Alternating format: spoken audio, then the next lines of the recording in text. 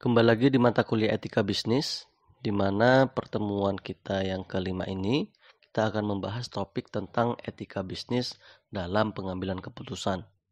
Adapun tujuan pembelajaran pada kali ini yaitu, yang pertama, untuk mengetahui definisi pengambilan keputusan, yang kedua untuk mengetahui tahapan-tahapan pengambilan keputusan, dan yang ketiga untuk mengetahui dasar-dasar pengambilan keputusan. Menurut Fahmi, keputusan adalah proses penelusuran masalah yang berawal dari latar belakang masalah, identifikasi masalah, hingga kepada terbentuknya kesimpulan atau rekomendasi.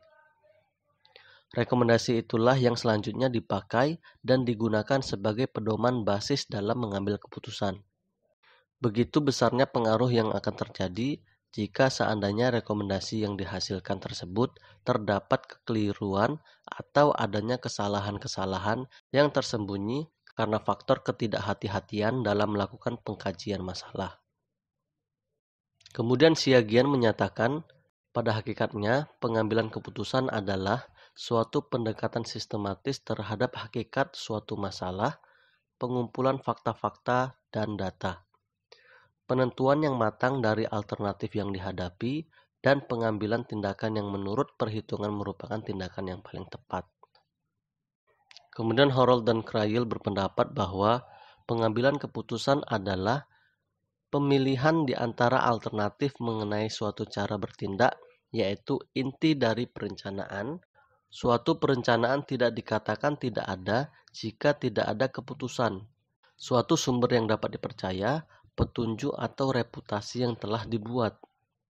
Kemudian Gulis menjelaskan definisi pengambilan keputusan sebagai suatu proses kognitif yang tidak tergesa-gesa, terdiri dari rangkaian tahapan yang dapat dianalisa, diperhalus, dan dipadukan untuk menghasilkan ketepatan serta ketelitian yang lebih besar dalam menyelesaikan masalah dan memulai tindakan. Kemudian Handoko juga berpendapat bahwa pembuatan keputusan adalah kegiatan yang menggambarkan proses melalui serangkaian kegiatan dipilih sebagai penyelesaian suatu masalah tertentu. Kemudian Davis menyatakan bahwa keputusan dapat dijelaskan sebagai hasil pemecahan masalah. Selain itu, juga harus didasari atas logika dan pertimbangan, penetapan alternatif terbaik, serta harus mendekati tujuan yang telah ditetapkan. Seorang pengambil keputusan haruslah mempertimbangkan hal-hal seperti logika, realita, rasional, dan pragmatis. Kemudian masuk pada faktor-faktor yang harus dipertimbangkan dalam pengambilan keputusan. Di sini yang pertama, hal-hal yang berwujud maupun tidak berwujud, yang emosional maupun rasional, perlu diperhitungkan dalam pengambilan keputusan. Dan yang kedua, setiap keputusan nantinya harus dapat dijadikan sebagai bahan untuk mencapai tujuan organisasi. Dan yang ketiga, setiap keputusan janganlah berorientasi pada kepentingan pribadi, tapi perhatikan kepentingan orang lain juga. Yang keempat, jarang sekali ada satu pilihan yang memuaskan. Yang kelima, pengambilan keputusan merupakan tindakan mental. Dari tindakan mental ini, kemudian harus diubah menjadi tindakan fisik. Yang keenam, pengambilan keputusan yang efektif membutuhkan waktu yang cukup lama. Kemudian yang ketujuh, diperlukan pengambilan keputusan yang praktis untuk mendapatkan hasil yang baik. Yang ke-8, setiap keputusan hendaknya dikembangkan agar dapat diketahui apakah keputusan yang diambil itu betul. Dan yang terakhir, yang ke-9, setiap keputusan itu merupakan tindakan permulaan dari serangkaian kegiatan berikutnya. Kemudian masuk pada tahapan pengambilan keputusan. Guna memudahkan pengambilan keputusan, maka perlu dibuat tahap-tahap yang bisa mendorong kepada terciptanya keputusan yang diinginkan. Adapun tahapan-tahapan tersebut adalah, yang pertama, mendefinisikan masalah tersebut secara jelas dan gamblang atau mudah untuk dimengerti. Yang kedua, membuat daftar masalah yang akan dimunculkan dan menyusunnya secara prioritas dengan maksud agar adanya sistematika yang lebih terarah dan terkendali. Kemudian yang ketiga, melakukan identifikasi dari setiap masalah tersebut dengan tujuan untuk lebih memberikan gambaran secara lebih tajam dan terarah secara spesifik. Kemudian yang keempat, memetakan setiap masalah tersebut berdasarkan kelompoknya masing-masing, yang kemudian selanjutnya dibarengi dengan menggunakan model atau alat uji yang akan dipakai. Yang kelima, memastikan kembali bahwa alat uji yang digunakan tersebut telah sesuai dengan prinsip-prinsip dan kaidah-kaidah yang berlaku pada umumnya. Selanjutnya, menurut Herbert A. Simon, ada tahapan-tahapan yang harus dilalui dalam proses pengambilan keputusan, yaitu ada tahapan pemahaman, yang kedua tahapan perancangan, yang ketiga tahapan pemilihan, dan yang keempat tahapan implementasi. Yang pertama, tahapan pemahaman. Tahapan ini merupakan proses penelusuran dan pendeteksian dari lingkup problematika serta proses pengenalan masalah. Data masukan diperoleh, diproses, dan diuji dalam rangka mengidentifikasikan masalah. Kemudian lanjut pada tahap perancangan. Tahap ini merupakan proses pengembangan dan pencarian alternatif atau tindakan atau solusi yang dapat diambil. Ini merupakan representasi kejadian nyata yang disederhanakan sehingga diperlukan proses validasi dan verifikasi untuk mengetahui keakuratan model dalam meneliti masalah yang ada. Kemudian lanjut pada tahap pemilihan. Tahapan ini dilakukan pemilihan terhadap berbagai alternatif solusi yang dimunculkan pada tahap perencanaan agar ditentukan atau dengan memperhatikan kriteria-kriteria berdasarkan tujuan yang akan dicapai. Kemudian tahap selanjutnya, tahap implementasi. Tahap ini dilakukan dengan penerapan terhadap rancangan sistem yang telah dibuat pada tahap perancangan serta pelaksanaan alternatif tindakan yang telah dipilih pada tahap pemilihan. Kemudian kita masuk pada etika bisnis dalam pengambilan keputusan. Pendekatan dalam pengambilan keputusan.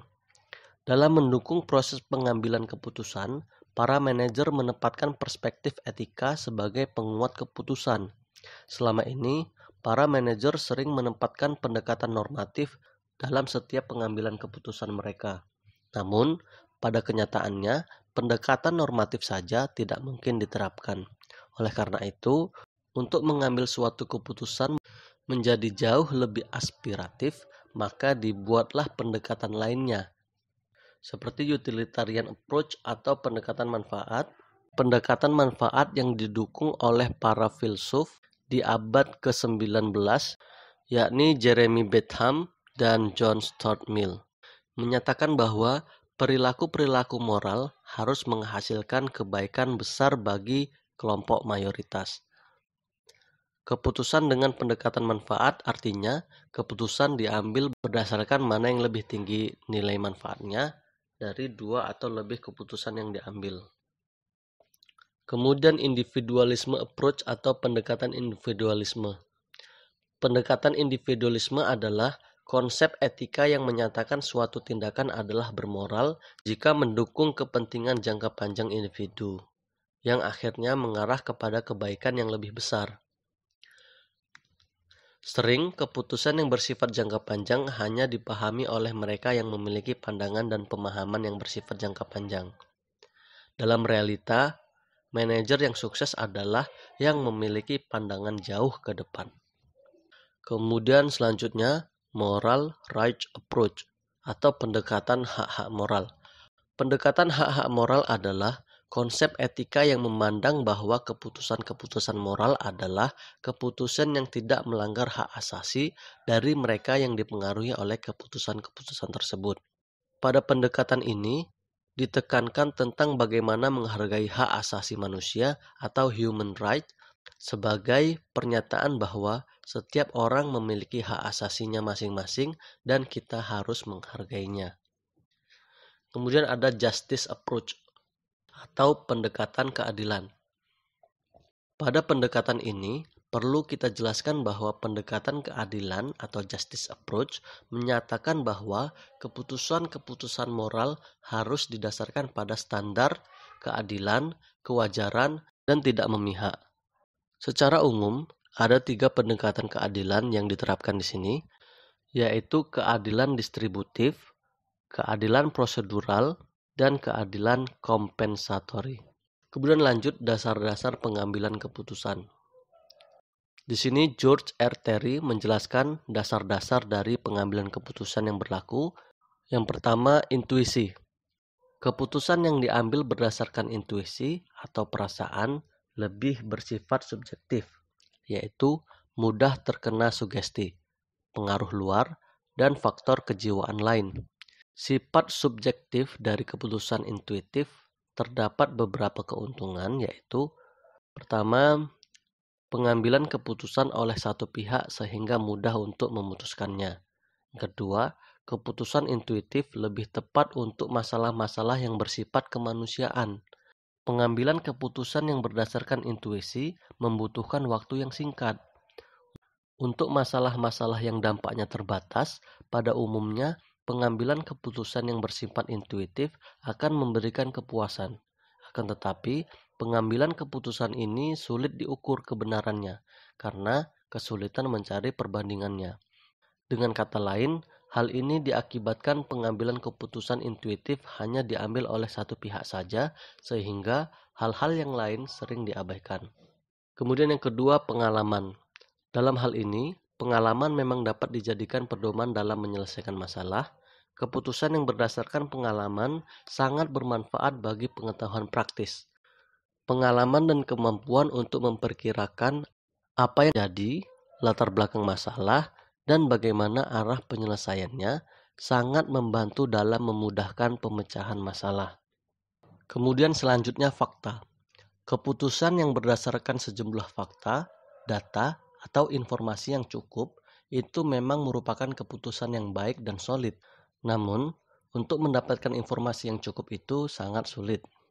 Kemudian yang keempat, wewenang. Keputusan yang berdasarkan pada wewenang semata akan menimbulkan sifat rutin dan mengasosiasikannya dengan praktek diktatorial. Keputusan berdasarkan wewenang kadangkala oleh pembuat keputusan sering melewati permasalahan yang seharusnya dipecahkan justru menjadi kabur atau kurang jelas. Yang kelima, rasional. Keputusan yang bersifat rasional berkaitan dengan daya guna. Masalah-masalah yang dihadapi merupakan masalah-masalah yang merupakan pemecahan rasional. Keputusan yang dibuat berdasarkan pertimbangan rasional lebih bersifat objektif.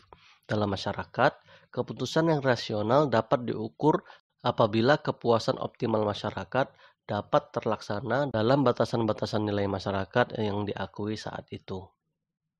Kemudian pohon keputusan merupakan suatu diagram yang menunjukkan suatu proses untuk merinci masalah-masalah yang dihadapi ke dalam komponen-komponen. Kemudian dibuatkan alternatif-alternatif pemecahan beserta konsekuensi masing-masing alternatif. Menurut Suprapto, pohon keputusan yaitu suatu diagram yang merupakan suatu rangkaian kronologis tentang kejadian apa yang mungkin terjadi sebagai akibat dari alternatif tindakan atau keputusan. Kemudian lanjut prosedur dan tahap pembuatan. Berikut beberapa tahapan dalam membuat suatu pohon keputusan agar lebih baik. Yang pertama, buatlah alternatif-alternatif pilihan. Yang kedua, tentukan biaya untuk setiap alternatif dan besaran peluang yang mungkin timbul. Yang ketiga, lakukan perhitungan secara detail dengan pendekatan metode yang paling sesuai dengan kasus yang sedang dikaji. Berikut ini, pohon keputusan yang lengkap memiliki beberapa komponen sebagai berikut. Yang pertama, titik pilihan. Itu merupakan hasil akhir sebuah keputusan yang diperoleh dari beberapa alternatif dan merupakan suatu pilihan yang terbaik. Yang kedua, cabang alternatif, yaitu merupakan banyak kemungkinan pilihan jawaban dari suatu persoalan yang berpangkal pada titik pilihan. Yang ketiga, titik hasil, yaitu merupakan hasil dari tiap-tiap cabang dalam pohon keputusan. Yang keempat, cabang hasil, yaitu merupakan banyaknya kemungkinan untuk meraih suatu hasil dari titik hasil. Yang kelima, kesuksesan, yaitu merupakan sekumpulan laba atau benefit atau biaya yang mungkin dihasilkan yang diakibatkan oleh kombinasi atau keputusan dan suatu keadaan dasar yang acak. Nah, konsep pembuatan pohon keputusan bisa dibuat dalam bentuk yang lebih sederhana, asal yang harus diingat semua itu sesuai dengan prosedur dan ide konsep dasar dari pohon keputusan, yaitu bertujuan membantu para manajer dalam merinci dan melihat peta keputusan dari perspektif pohon keputusan atau tree decision. Terima kasih, semoga bermanfaat.